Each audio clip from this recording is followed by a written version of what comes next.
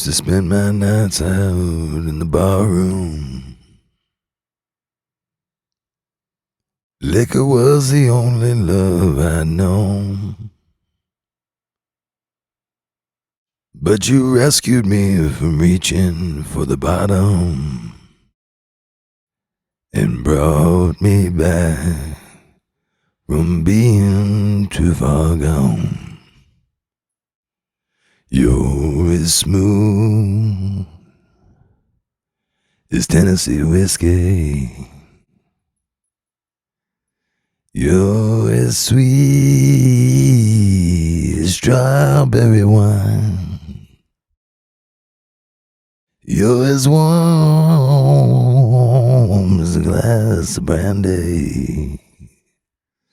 And honey, I stay strong from your love all the time. Figured that was a good way to get into the show tonight. Hello, friends. Day 11. Bar is closed. Welcome back to Storyland. I am actually pretty beat tonight. Tired. Glad to get to start early. The trees have all been fairly well cleaned up. The place looks almost like it's back to normal. It's amazing how quickly it can recover from something like that here. In talking to all the locals, it sounds like this is the biggest windstorm they've seen in the 40 plus years they've been here, so it was a very unique experience. Like I said, 100-mile-per-hour winds crushing through, just nature having her way in this little mountain pocket.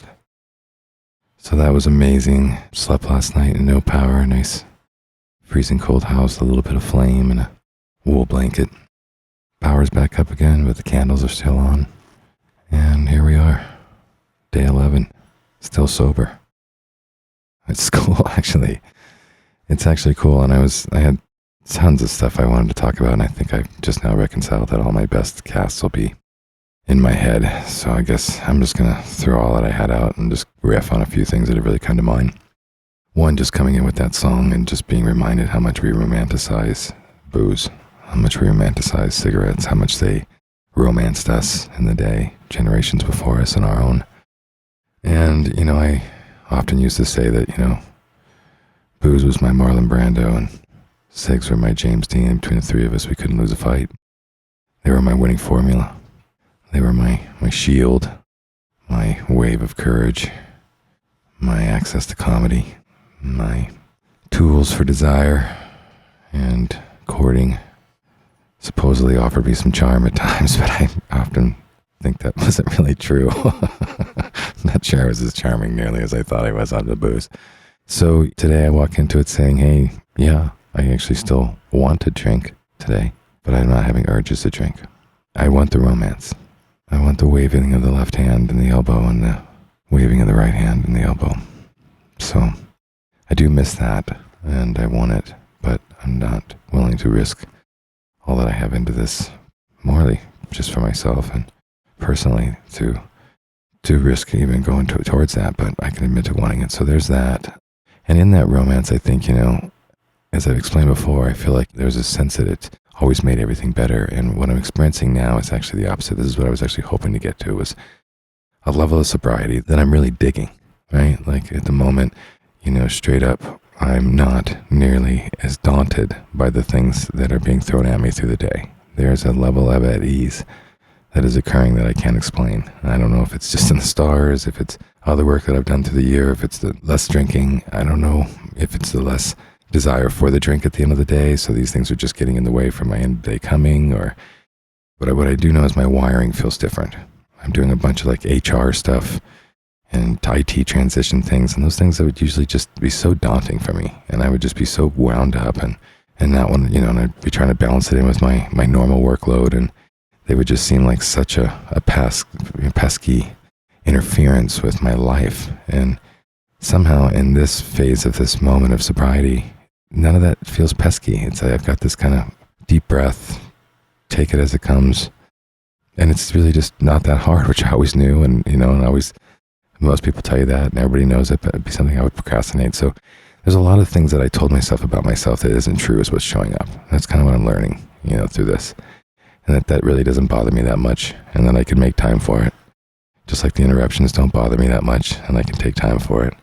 I've been doing my go grab a beer. I went and had upon launch, I took some time and launch of this show and took some time and went and had a really nice dinner by myself at the bar at the place called Frackleton's here, a beautiful restaurant, great food. Ordered myself a good old ribeye. That's what I sometimes do when I don't eat as much meat these days. Good ribeye. It lets me know I'm celebrating. So I got a ribeye and I got a couple of mocktails. And it was, I swear to God, it was like I was drinking cocktails at the bar, having a killer meal. And as I'm doing my beers, and I found a little bar in town that I can smoke my pipe and drink a beer at. In a sense, I'm not changing my habits, right? And I think that's something that's showing up for me too, is that so often I think what's so daunting about even going into sobriety or going into deeper levels of moderation, or just getting in touch with what level of moderation you think is best for you, just being in touch with it. But, one of the things I think is so daunting about it is that you think that you have to make all these lifestyle decisions, all these habitual lifestyle decisions, which we just don't often are able to do and want to do. My case here, I'm not making any lifestyle decisions or changes. I'm literally doing the same thing I do. I'm going to the same bars, going to the same barbershop, going to the same office, doing the same job, eating the same food at the moment. Nothing really radically has changed outside of the fact that I am substituting. I'm substituting non-alcoholic beer for beer. I'm substituting, just about ready to say is, I come home and do my little last call at my favorite little barfly wagon box here in the last part of the road up into the mountains before it gets into gravel.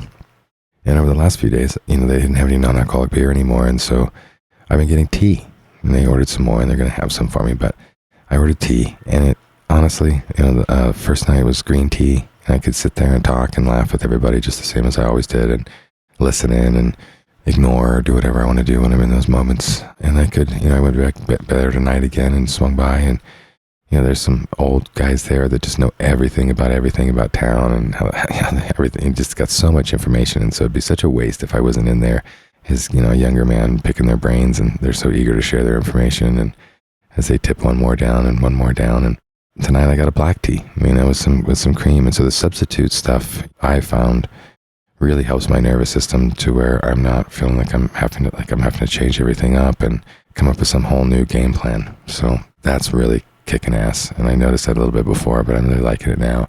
And it's actually fun to have sober conversation. And I guess that's kind of where I'm going to end with tonight is my habits haven't changed. I have substituted a few items, primarily alcohol and nicotine injection sticks for a pipe and NA, type of beverages. And other than that, all else has stayed the same. And the only thing that's different is my behavior. My behavior is different for a variety of reasons, which I won't unpack tonight. But so that's a win. And the kind of personal win today was finally signed the lease on that office I told you guys about. So that means that I get to bring my dog to work, not just one day a month, but every day. So Tahoe's pretty pumped. Big celebrations for him. That's it for tonight. I don't want to talk your ear off. We'll talk more later. Good night.